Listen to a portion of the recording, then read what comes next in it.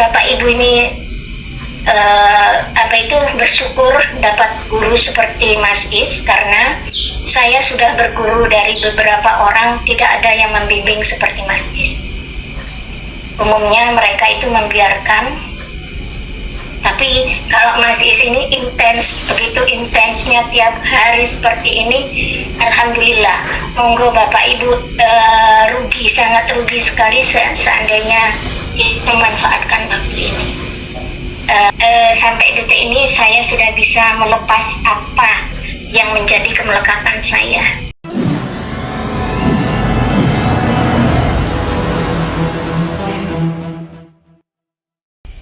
Coba tidurkan diri kita. Kita tidur. Ya kembali ke penerimaan itu lagi. Iya, itu dia. Iya, kadang rasa itu ya muncul tiba-tiba, nanti hilang tiba-tiba, muncul lagi, hilang lagi, seperti itu. Di saat rasa itu muncul, rasa khawatir, iya kan biasanya rasa khawatir itu tiba-tiba datang. Terus afirmasi, ya Mas, tenang, aku memilih untuk tenang, seperti itu ya. Terus diucapkan, terus tiba-tiba hilang sendiri. Nanti ada lagi, tiba-tiba kok merasakan seperti ini ya, ada ganjalan ya gitu kan. Terus sadari lagi, terima, melepaskan bahwa itu hanya ilusi gitu. Makanya seperti itu sih. ada teknik. Kalau kita punya pengalaman, boleh cerita? ini monggo, tapi nggak jelas suaranya. Udah. Ya enggak. Halo? Ya, yang nggak bicara di mute dulu, Sudah? Udah. Bisa Oke. Halo? Bisa? Halo. Ini saya punya cerita, Mas Is. Bisa Mas Is dengar? Dengar Bu. Halo Bandung. Saya punya cerita, ya, insya Allah semoga menjadi inspirasi dari Bapak Ibu di sini. Saya ingin melepas kemelekatan yang sudah puluhan tahun melekat di diri saya, tapi tidak bisa.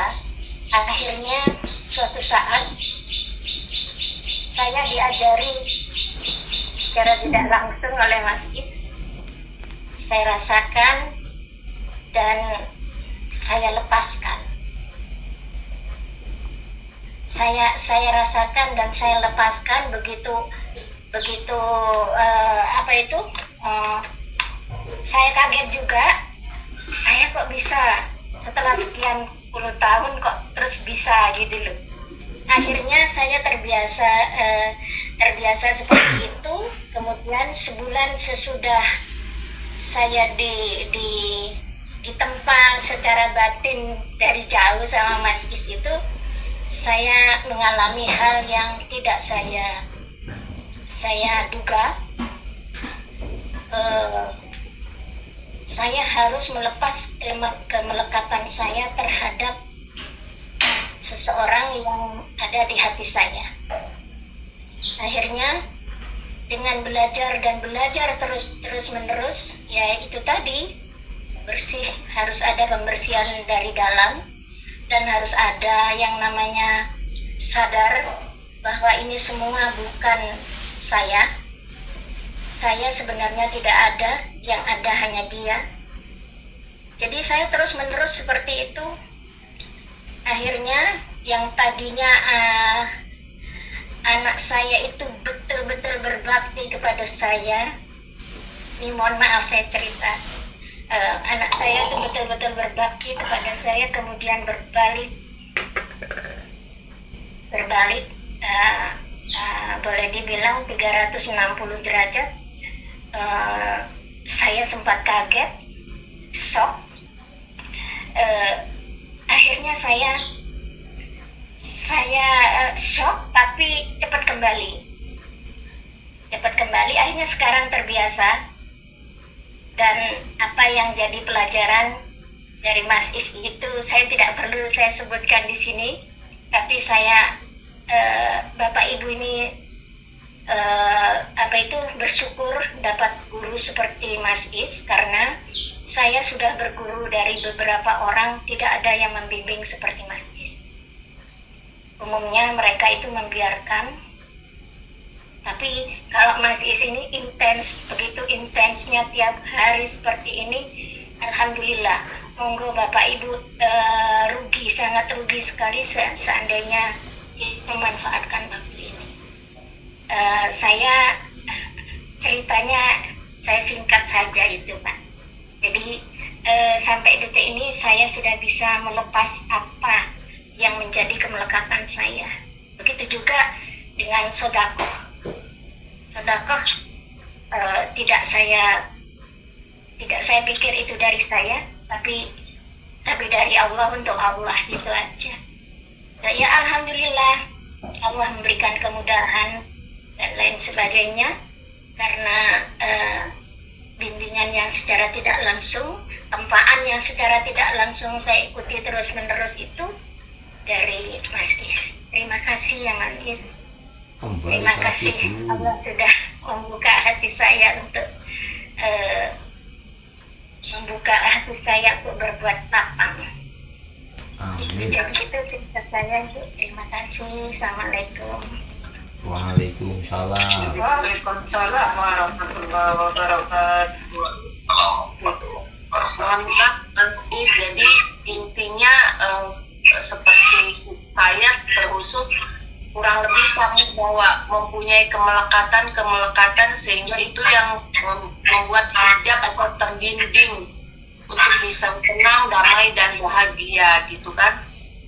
Dan saya ingin seperti yang ibu tadi Ibu Supia sampaikan, mohon maaf, saya juga ingin seperti itu loh Mas Is, minta tolong sekali dibimbing. Dan saya terima kasih saya dipertemukan dengan Mas Is dalam kurang lebih belum sampai 1 bulan, tapi saya sudah mulai bahwa inilah sudah yang saya cari selama ini gitu. Cuma untuk kedepannya pelan-pelan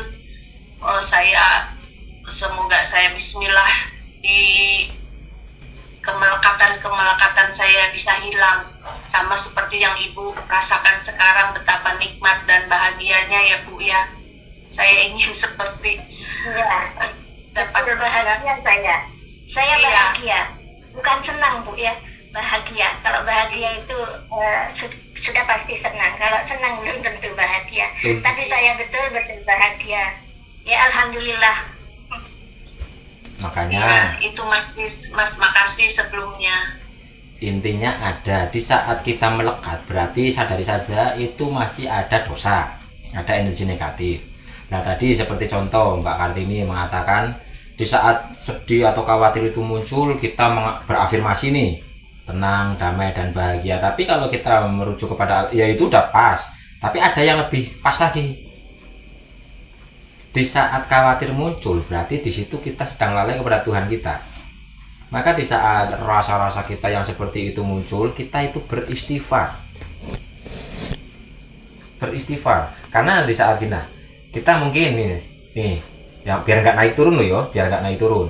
Di saat kita sedih, kita tenang, damai, bahagia. Memang rasa itu nanti akan muncul. Tapi kan endapannya itu nggak dibersihkan. Endapannya itu ada, suatu saat akan muncul kembali. Tapi kalau kita beristighfar, itu sedang membersihkan endapan, sehingga nanti terus tenang secara kontinu itu loh. Iya Mas Is, itu juga aku praktekkan ya. Semisal nih ada trigger dari luar yang kok dalam nih, kan ada trigger yang dari luar. Saya udah nggak menyalahkan yang dari luar kan, tak koreksi dalam tak koreksi. Oh ini yang masih membuat aku jengkel, membuat aku takut, membuat aku sedih kayak gitu ya, tak cari dalamnya. Terus meminta maaf tuh sama jiwa-jiwa yang mungkin di kehidupan yang lalu udah aku sakiti gitu loh. Sekarang jadi kalau kan ada yang yang datang, misal trigger dari luar nih datang, ada yang ngapa-ngapain kayak gitu kan, dalam nih mesti kan berontak nih, ada yang berontak kan gitu loh. Nah itu terus oh mungkin kan terus sadar ya di kehidupan lalu aku mesti punya salah sama dia, terus meminta maaf seperti itu Mas. Kalau aku prakteknya seperti itu sih, dan ada progresnya. Yang dulu rasa takut, rasa kecewa, rasa sakit itu lama gitu loh, sekarang udah mulai up progresnya tuh. Yang dulunya biasanya sampai jam-jam, terus progres setengah jam, terus progres lagi jadi 5 menit kayak gitu loh, seperti itu. Tapi proses masih ada rasa-rasa itu, cuma nggak terlalu intens banget lama gitu ya. Sekarang udah mulai bisa menguasai diri gitu loh ya, dengan praktek itu meminta maaf, terus berafirmasi seperti itu ya.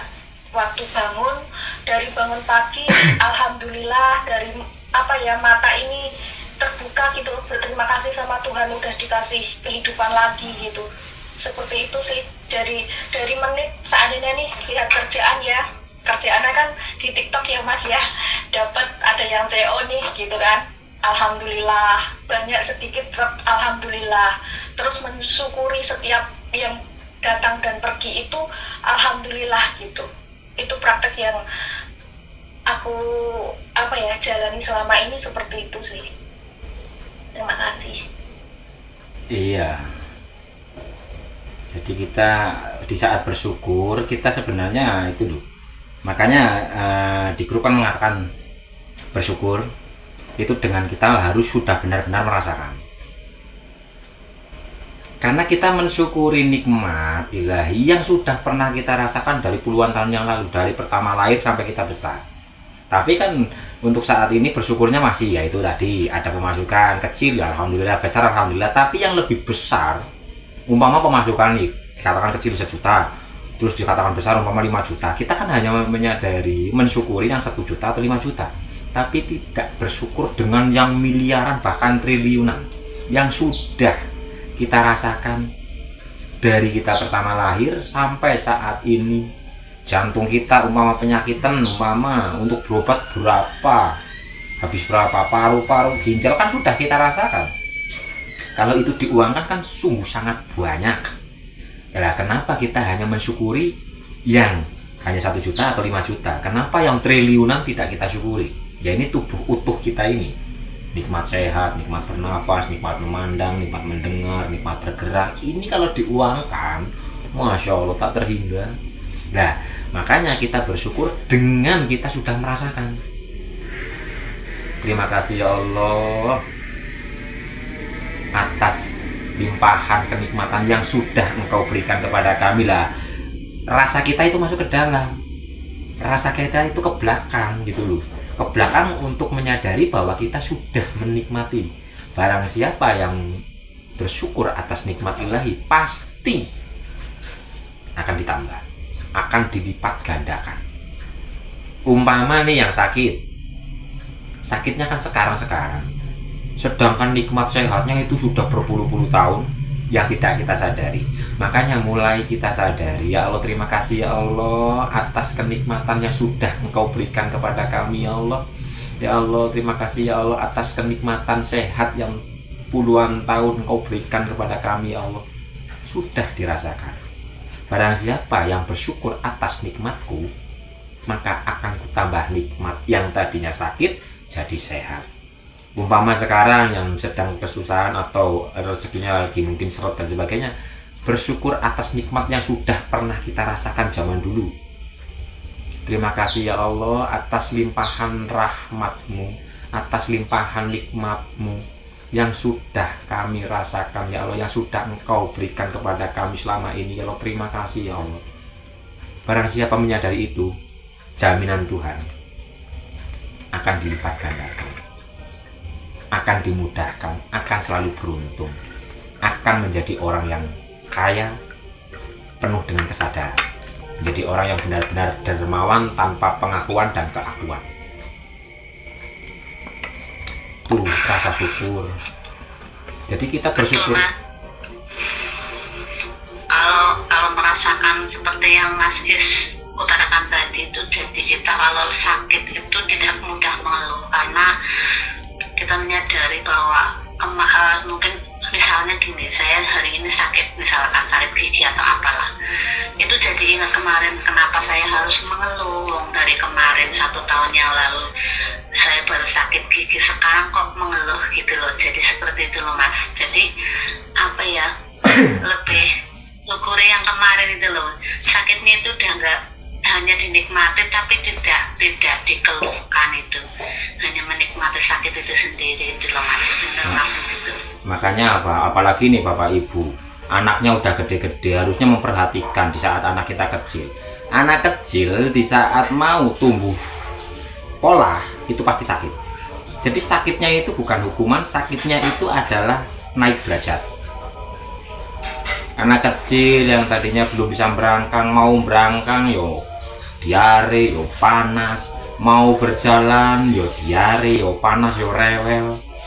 Lah kita di saat sedang sakit, kita bersyukur, terima kasih ya Allah, Engkau sedang mengangkat derajat kami ya Allah, Engkau sedang memuliakan kami ya Allah. Ya Allah, terima kasih ya Allah, kami ikhlas ya Allah untuk menerima sakit ini ya Allah. Sehingga nanti kita mau sembuhnya itu bukan karena ego. Karena apa? Perintah ilahi apa sih? Kita kan merawat alam, sehingga tidak terlalu berambisi. Jadi kita akan menikmati prosesnya. Oke, jadi bersyukurnya itu seperti itu. Bersyukur atas nikmat yang pernah kita rasakan. Lebih memaknai kalau sakit itu adalah kode. Misalkan perut saya yang lagi sakit, Perut itu adalah kode agar perut minta diperhatikan. Tapi perut sakit itu karena pikiran yang keliru. Maka perhatikan pikiran kita, perbaiki pikiran kita, perbaiki rasa kita, perbaiki prasangka kita. Karena kode perut sakit itu sebenarnya kepada pikiran, kepada perasaan, kepada prasangka. Kalau prasangka kita selalu baik, tubuh kita sehat. Tubuh kita ada kode, berarti ya perhatikan perut dan sambung lagi pikiran, sambung lagi ke rasa gitu. Tapi serunya kan emang di proses itu Mas. Kalau udah dapet kayak kita mau apa udah dapet ya udah gitu-gitu doang rasanya gitu. Tapi prosesnya itu kan yang tumplek yang keren banget lah. Kalau kita benar-benar sudah merasakan seperti itu, yang ada hanya kenikmatan. Jadi setiap saat kita itu dipenuhi oleh kenikmatan, dan endingnya adalah kita selalu bersyukur, ya Allah, terima kasih ya Allah, kenikmatan yang begitu luar biasa. Jadi bukan biasa-biasa aja, luar biasa, karena kita selalu dalam surga, kita selalu dalam kenikmatan itu sendiri. Yang ada hanyalah apa? Ya kenikmatan. Makanya nikmat mana lagi yang kita dustakan? Tuh, yang ada hanyalah alhamdulillah. Luar biasa gitu ya Mas. Iya lah, sekarang kita menganggap biasa-biasa aja, berarti energinya kan biasa aja. Loh, luar biasa gitu lah, kita anggap rasa itu biasa-biasa aja. Luar biasa agar menjadi orang yang luar biasa. Nah, orang luar biasa kan orang-orang istimewa lah, orang biasa aja. Kata-kata adalah doa Iya. Dewi. Itu dia Kata-kata makanya. doa Dewi. Monggo. Berarti penyakit itu berapa persen dipengaruhi sama pikiran? Gimana? Berarti penyakit itu banyak banget terciptakan. Timbulnya karena banyak pikiran. 90% penyakit tercipta karena pikiran yang kurang selaras dengan penerimaan. Makanya mulailah terima saja dulu penyakitnya, akui saja, oh ya ini penyakit, ini karena diri kita sendiri, ya Allah ampunilah kami ini ya Allah. Kita akui saja dulu, jadi terima saja dulu, iya ini saya berpenyakit karena dulunya kita gimana, kita terima saja dulu, kita akui. Makanya bertobat, beristighfar itu adalah pengakuan dulu, kita akui. Kadang-kadang kan beristighfar itu tidak mengakui, ya mungkin lesan kita astagfirullahaladzim, tapi sini kan kenapa ya kok saya gini, udah nggak usah kenapa kok saya gini, iya ya Allah kami akui, kami begini karena kelalaian kami ya Allah. Gini yang namanya perut itu karena kekhawatiran, intinya penyakit di perut berarti kita khawatir atau mempunyai rasa ketakutan kepada masa depan, kepada sesuatu, maka perut akan kena. Nah kalau perut sudah kena, diisi mama pedes ya sakit. Tapi kalau perut sehat, ya jangan lebih jangan ekstra pedes lah. Ya tetap perih nanti ujung-ujungnya. Makanya perhatikan apa yang kita makan gitu loh. Kalau di hidung Mas, di pernapasan Apanya? apa tuh? Kalau di hidung, di Kalau- pernapasan. Kebanyakan pikiran Bu, kayak apa itu sinusis. Ya, Itu karena terlalu pikir keras. Pikirannya terlalu keras, keras. Penerimaannya. Nah iya. Mikir banget gitu loh.